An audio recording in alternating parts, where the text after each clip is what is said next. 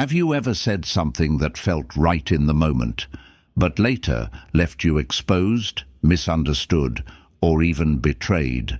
Words are powerful, yes, but silence is protection. In a world obsessed with sharing everything, where validation, applause, and attention are just a post away, there's a quiet strength in keeping certain things just for yourself. Not because you're hiding, but because you're what matters. Honoring. You see, the more you speak, the more you risk.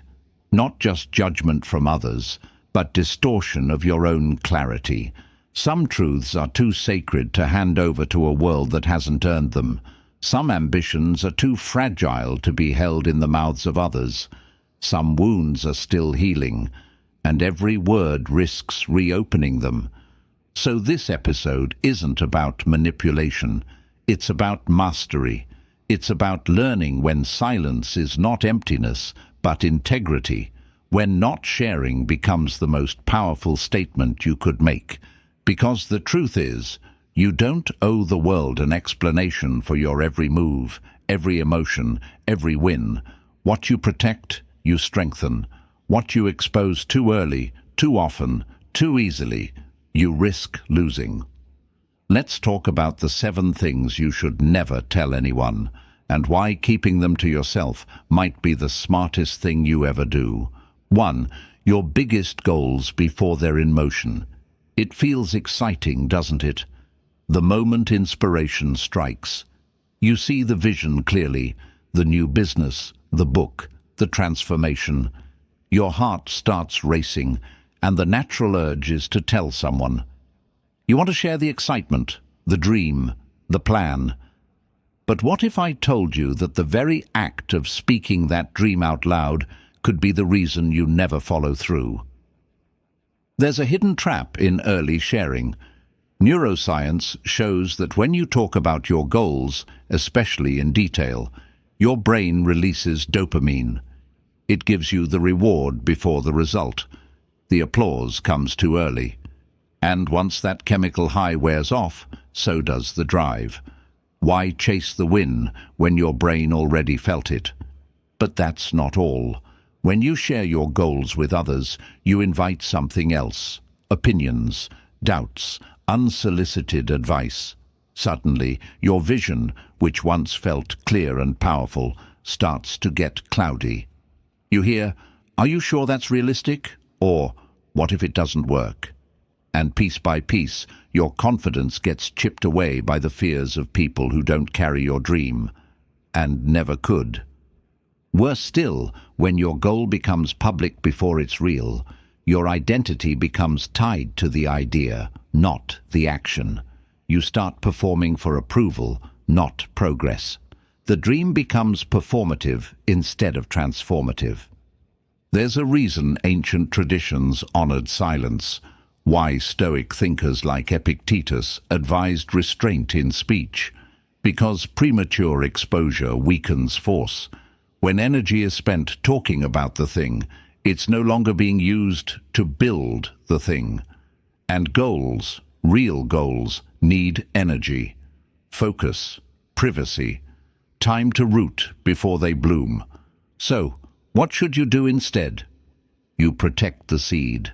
You water it quietly.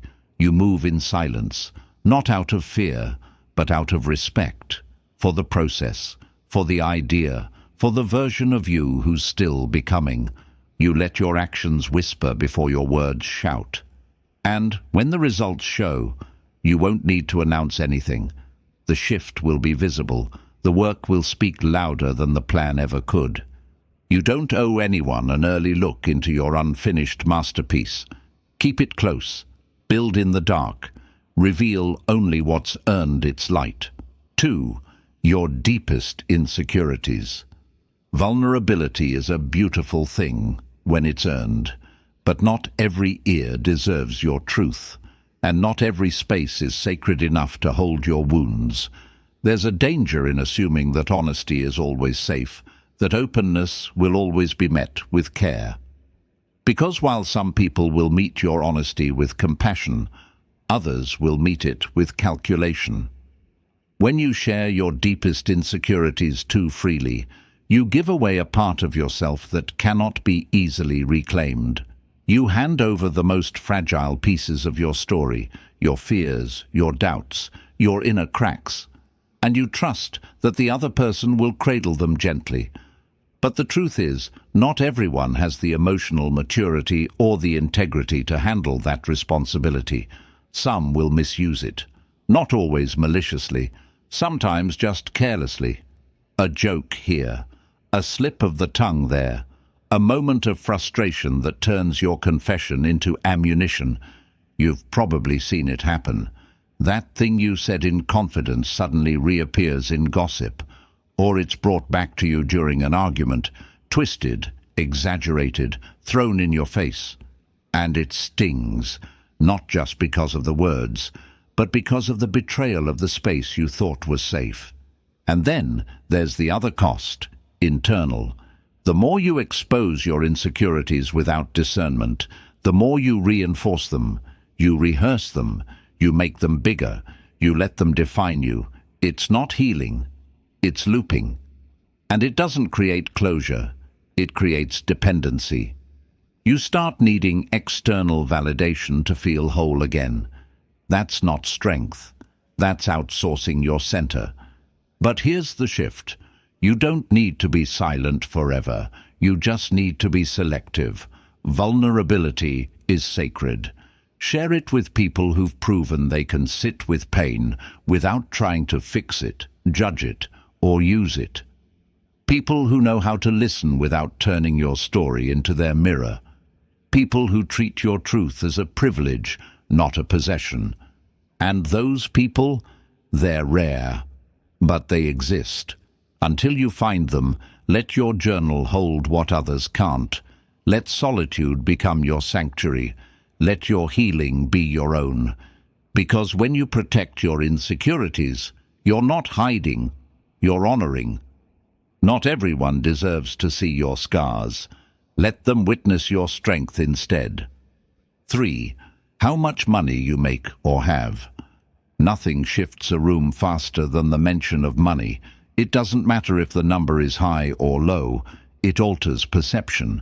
Suddenly, people don't see you anymore. They see a story, a target, a threat, an opportunity, and often none of it has anything to do with your actual character. When you reveal how much you earn, you unintentionally invite a silent calculation, especially from those closest to you. Friends start comparing, family starts expecting, strangers start assuming. You'll notice it in subtle changes, a shift in tone, a request framed in guilt, a new discomfort in conversations, not always out of malice. Sometimes it's subconscious, but it's real, because money for many isn't just currency, it's identity, power, security. And when you disclose your financial life, you hand people the tools to define you by it. You might think, but I've worked hard for this. I should be proud, and you should. But pride doesn't need projection. True confidence is quiet. It doesn't seek approval through disclosure. It shows itself through how you live, not through how much you've stacked. There's also the matter of protection. The more people know about your finances, the more vulnerable you become to manipulation, to pressure, even to danger. Whether it's someone using your generosity, judging your choices, or feeling entitled to your success, the cost of sharing is often invisible until it's too late. And on the flip side, if you share that you're struggling financially, the risk is different but just as heavy.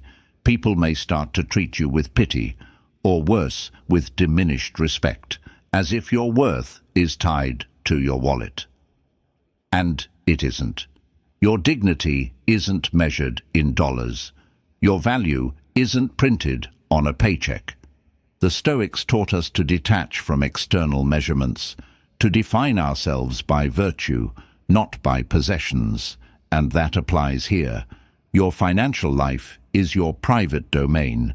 Guard it, nurture it, improve it, but don't parade it. and don't explain it. You don't owe anyone a breakdown of your earnings, your debts, your assets. Let your values be what speaks. Let your generosity be quiet. Let your stability be internal. Because the strongest people don't need to flash what they have. They radiate who they are. 4. Your next move in life or business. There's a quiet power in doing things before talking about them, in moving with intention, not announcement. Because every time you share your next step too soon, whether it's a new job, a breakup, a big risk, a new project, you dilute the energy that's meant to build it. You invite noise into a space that needs clarity, and clarity doesn't survive crowds. Here's what often happens. You get an idea, something bold, something personal, something sacred, and it fills you with fire. But then, almost immediately, the impulse hits. I should tell someone, so you share it. Maybe to feel supported, maybe to feel seen. But what you don't realize is that the moment it leaves your lips, it becomes open season for other people's projections. They don't mean to sabotage you, but they speak from their lens, their fears, their doubts, their regrets, and suddenly you're carrying their hesitation alongside your hope.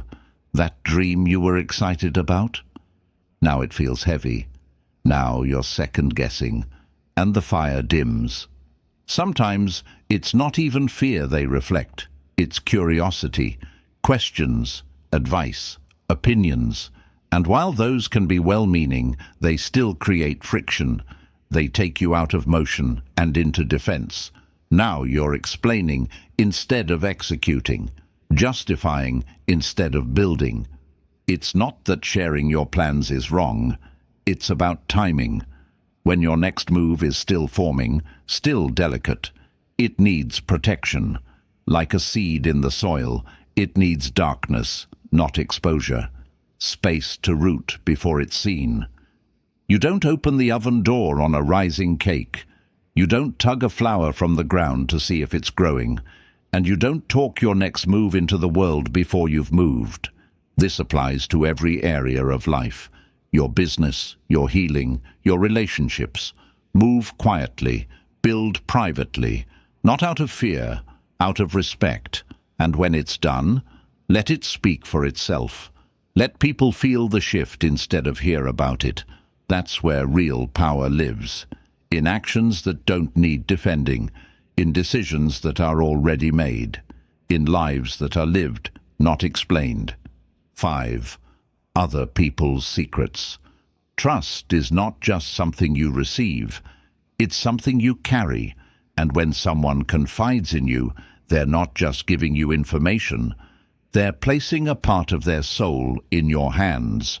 What you do with it defines more than just your relationship with them. It defines your relationship with yourself. Sharing someone else's secret, even with someone you deeply trust, always reveals something about you. It says, this confidence had conditions. It says, your vulnerability wasn't safe with me. And even if the person you share it with keeps it quiet, the moment you break that code, something fractures. Not just between you and the person you spoke about, but between you and your own integrity. You see, every time you pass on a secret, you reinforce the belief that privacy is negotiable, that trust is situational, that silence is optional, but in reality, silence is sacred. And the people who master it, they become vaults. And vaults don't just protect, they attract. People can feel it. The way you speak about others is the way they assume you'll speak about them. If you break someone else's confidence easily, what's to stop you from doing the same with theirs? Even if you mean well, even if the story is interesting, even if you frame it as concern, the impact is the same: erosion of trust. This goes beyond gossip. It's about reputation, not the one people talk about, the one that's felt. When you're known as someone who protects what's been shared in silence, you become a rare kind of person. The one people come to when it really matters. The one they open up to, not because you're flashy, but because you're safe. And the reverse is true too.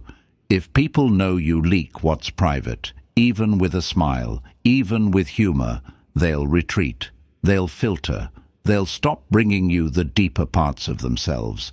You'll become entertaining, but not trustworthy. So here's the principle.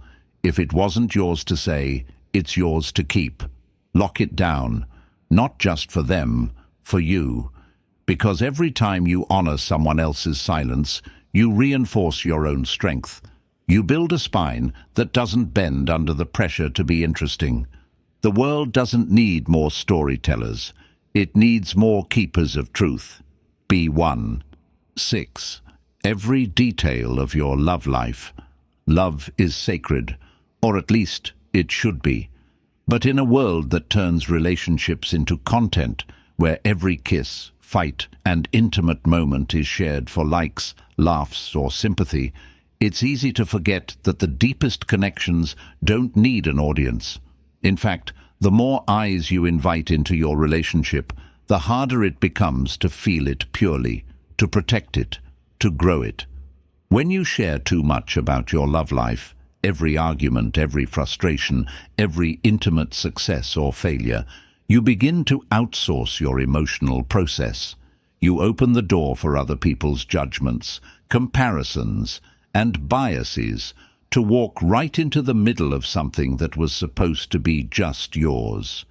And while their words might seem harmless, a piece of advice, a knowing laugh, a warning, they plant seeds, seeds of doubt, seeds of expectation, seeds that don't belong. What happens next? You start narrating your relationship instead of living it. You start performing connection instead of building it. You ask, what would they think? Instead of, what do we need? Slowly, your love becomes less about the two of you, and more about the invisible crowd you've let in. Even close friends, even family, can unintentionally add friction. You vent about a bad moment, they form an opinion, you make up with your partner, but your friends still remember what you said. Now there's tension where there should be healing. And the intimacy that was once between two people now lives in too many minds. But there's another danger too, oversharing the good stuff. When you constantly post, brag, or highlight every romantic moment, you risk creating pressure to perform your love, even when it's struggling. You can't have a quiet, rough patch without it feeling like a fall from grace, because now the world is watching, and love doesn't thrive under surveillance. It thrives in trust, in presence, in quiet spaces where both people can be real, not perfect. So what's the better path? Keep some things just yours. Not because you're hiding, but because you're honoring. Speak with your partner more than you speak about them. Share the story you're writing together, not the edits, not the rough drafts, not the lines that were never meant to be read by others. Let your relationship be your sanctuary, not your stage. 7. Your good deeds or kindness. There's a certain type of silence that glows, the kind that surrounds a quiet act of goodness, a gesture no one saw, a kindness you never mentioned, a sacrifice you made without applause. In a world constantly hungry for recognition, that kind of silence is rare and powerful, because when you do something good and you tell no one, it means you did it for the right reasons.